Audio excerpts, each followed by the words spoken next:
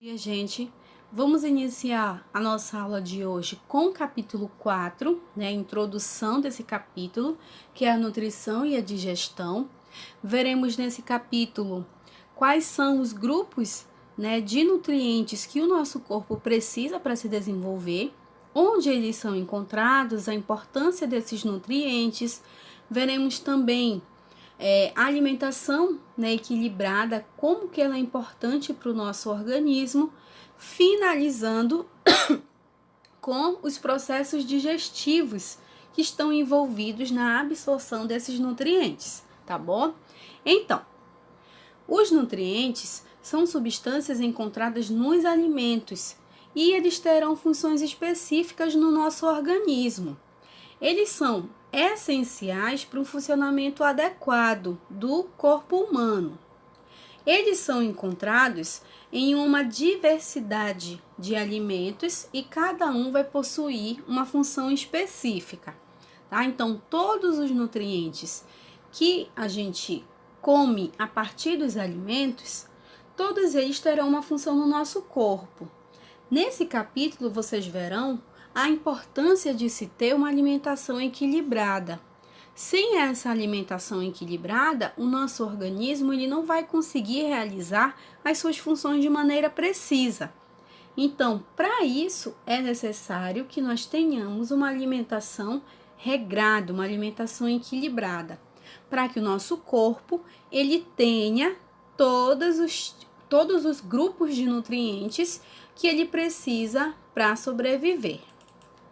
Bom, esses nutrientes, né, que nós encontramos nos alimentos, eles são divididos em 3 grupos. Nós temos o grupo dos energéticos, nós temos o grupo dos construtores e nós temos o grupo dos reguladores. Nós vamos iniciar com os construtores, que é o grupo constituído especificamente pelas proteínas, tá? O grupo dos construtores, também é chamado de plástico, eles vão participar da constituição do nosso corpo. Constituição que eu digo é a base do nosso corpo, célula, material genético, produção de substâncias.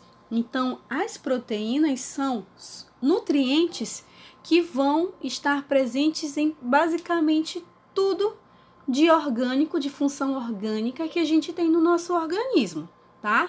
Então, vão participar na constituição de enzimas, vão participar na constituição de anticorpos, hormônios e são representados exclusivamente pelas proteínas. E aonde nós encontramos essas proteínas?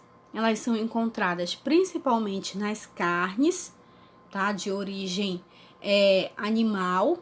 Nós temos a carne de boi, nós temos o frango, nós temos o porco, né? Nós temos diversos tipos de animais que fazem parte da nossa alimentação. Os seus derivados, né, como o leite, os ovos, o queijo, o iogurte. E nós temos também alguns vegetais, principalmente esses que possuem sementes, tá? Como o feijão, a soja, a lentilha, o amendoim, tá? Então, são também vegetais que vão possuir uma boa quantidade de proteínas. Aqui nesse último quadro, eu coloquei para vocês algumas algumas proteínas que fazem parte do nosso corpo. Atuando como enzima, nós temos a tripsina e a amilase, que nós veremos ainda nesse capítulo a função dessa amilase. Como transporte de substâncias, nós temos a hemoglobina e a mioglobina. Proteínas contráteis, que são aquelas que estão na movimentação dos músculos, que é a quitina e a miosina. Nós temos aquelas que fazem parte da proteção do nosso corpo, como anticorpos e também o fibrinogênio. Nós temos proteínas atuando como hormônios, como a insulina e a prolactina. E nós temos proteínas estruturais, como o colágeno e a elastina, que estão presentes na nossa pele. Bom, o que é uma proteína, né? Uma proteína ela é uma sequência de estruturas menores chamadas de aminoácidos. Então, como vocês estão vendo nessa primeira imagem, esses aminoácidos, eles se combinam formando uma estrutura, e essa estrutura passa a ter uma função e passa a ser chamada de proteína.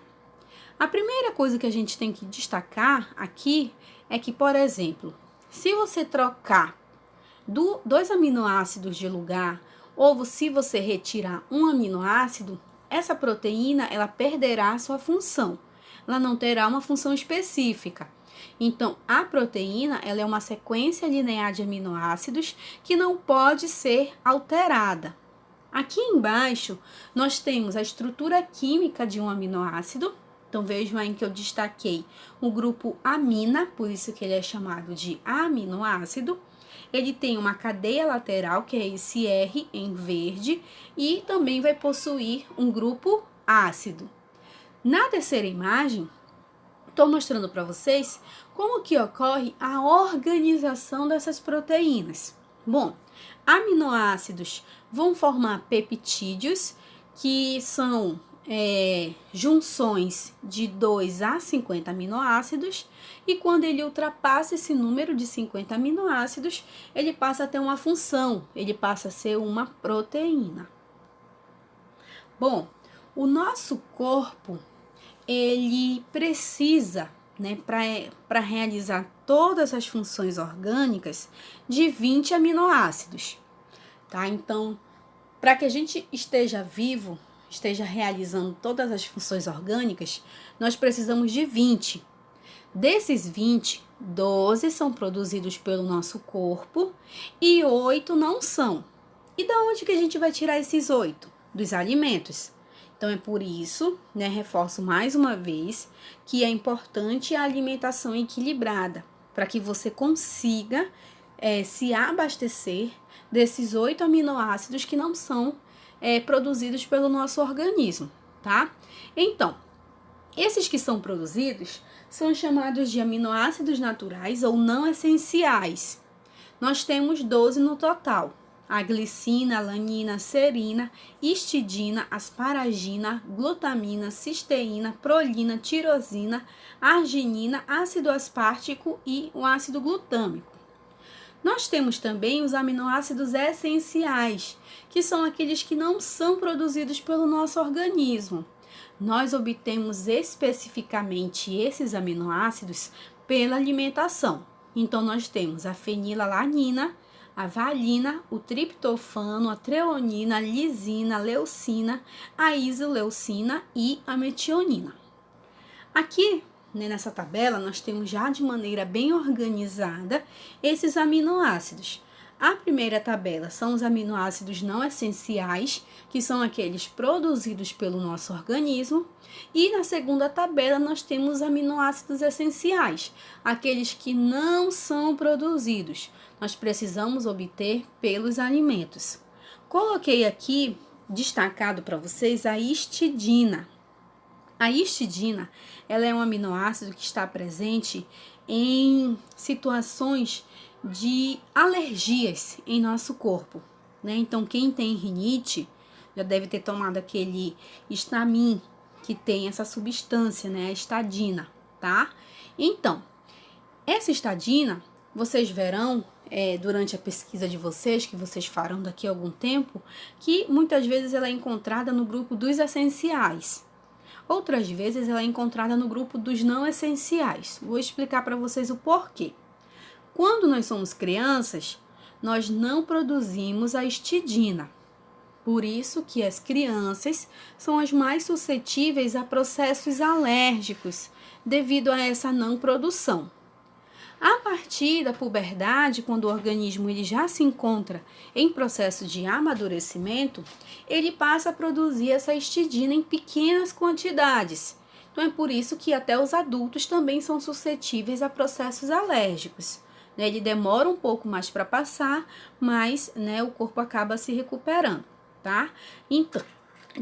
Então, a histidina, ela não é produzida durante a infância, tá? Passa a ser produzida já na fase da puberdade e na fase adulta em pequenas quantidades. Como exercício para casa, vocês vão copiar essa tabela no caderno, tá? Então, a tabela dos aminoácidos não essenciais e a tabela dos aminoácidos essenciais. Nós finalizamos a nossa aula de hoje com essa primeira parte, tá? Vamos só passar aqui novamente, né, um resumo do que vimos até então. Vimos que os nutrientes são obtidos pela alimentação e nós temos 3 grupos, né, de nutrientes, que são os energéticos, construtores e reguladores. Nós começamos pelo grupo dos construtores, do qual pertencem as proteínas. Vimos aqui algumas funções que essas proteínas podem ter. Vimos que elas são constituídas de subunidades chamadas de aminoácidos, e esses aminoácidos, de 20 que o nosso corpo necessita, 12 são produzidos, enquanto que 8 precisam ser obtidos por meio da alimentação.